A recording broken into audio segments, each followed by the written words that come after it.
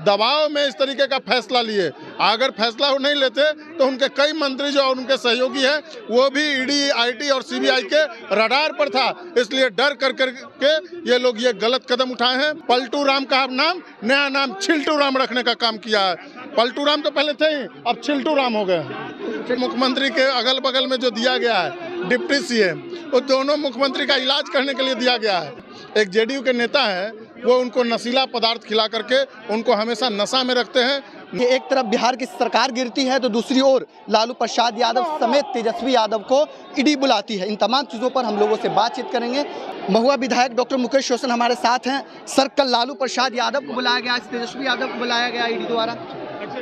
देखिए, ये सब जो है बदले की भावना से बीजेपी के लोग कभी ईडी को, कभी आईटी को, कभी सीबीआई को आगे कर करके हमारे नेता को तंग कर रहे हैं, परेशान कर रहे हैं। लेकिन हमारे नेता और हमारे बिहार के लोग सब लोग जान रहे हैं कि ये बीजेपी जो है वो बदले की भावना से ये समय समय पर परेशान करता है। जब जब चुनाव आता है तभी क्यों आखिर ईडी, आईटी और सीबीआई को आगे किया जाता है। ये बीजेपी के तीन जमाए ईडी, आईटी, सीबीआई, ये तीनों का दुरुपयोग किया जा रहा है। लेकिन हमारे नेता जिस तरीके से नियुक्ति पत्र बांट रहे थे, रोजगार बांट रहे थे, जिस तरीके से काम कर रहे थे, जो आईटी पॉलिसी लाने का काम किए, जो खेलेगा बिहार तो बढ़ेगा बिहार, मेडल लाओ, नौकरी पाओ, जिस तरीके से काम चल रहा था, स्वास्थ्य विभाग में जिस तरीके से स्वास्थ्य व्यवस्था का सुधार हुआ, शिक्षा व्यवस्था में जिस सुधार हुआ, इसी को लेकर ये लोग डर गए। और मुख्यमंत्री तो थके हुए मुख्यमंत्री है ना, क्योंकि उनको तो कोई काम करने आता नहीं है।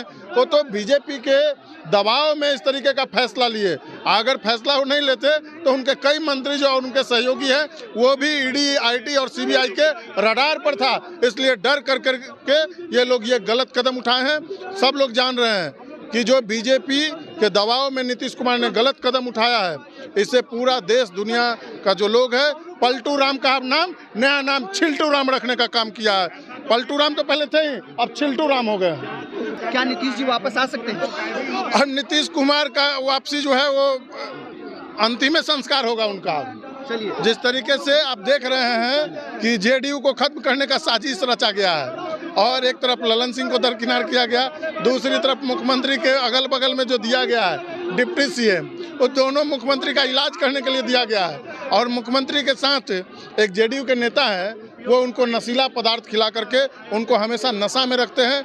मुख्यमंत्री को तो अपने जो डिप्टी सीएम का जो ओथ कराए वो लोग, उनका नाम भी कागज में देख करके पढ़ करके बोलना पड़ रहा है। ये हाल है कि मुख्यमंत्री को अपने डिप्टी सीएम का नाम याद नहीं है, कागज में देख करके बोल रहे हैं कि एक विजय सिन्हा, एक सम्राट चौधरी। बताइए, उनको तो याददाश्त भी उनका खत्म हो गया। जिस तरीके से सदन के अंदर जब वो बयान दे रहे थे, जो शिक्षा दे रहे थे युवाओं को, तो उस समय बीजेपी के लीडर हैं वो लोग रो रहे थे, कह रहे थे कि हम तो शर्म आता है कि ऐसे मुख्यमंत्री के साथ हम सदन में रहेंगे। और आज क्या अच्छा लगेगा उन लोगों के साथ?